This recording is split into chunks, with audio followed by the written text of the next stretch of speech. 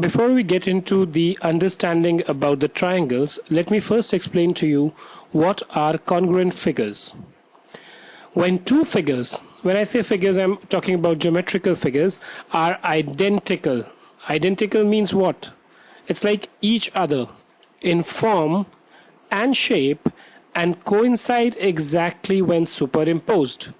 They are called as congruent.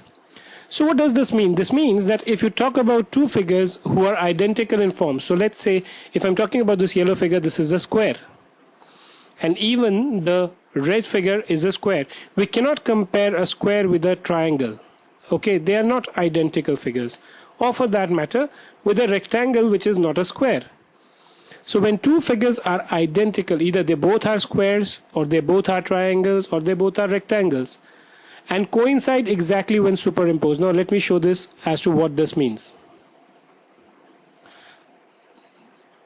Now if I move this particular square and I just try and superimpose it on the other square, you see that both of them are exactly the same, right? So when the red square is superimposed on the yellow one, then you can't see anything else, which means that these both are identical in shape and coincide exactly with each other, and vice versa also. If I just put the yellow one, okay, it's also going behind the red one, but if you see, both of them are coinciding exactly, right?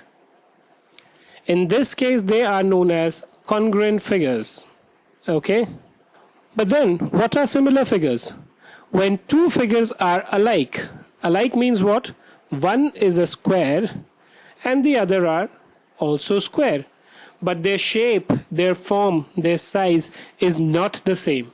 So if you see these two figures here, the yellow one is bigger, the red one is smaller, right?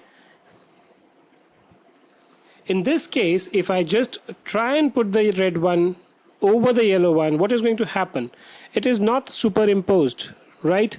These figures, which although are alike, like both of them are squares,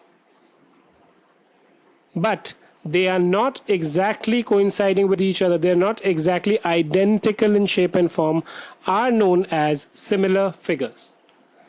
This understanding is important because most of the concepts that we discuss in this particular chapter are going to be based on this.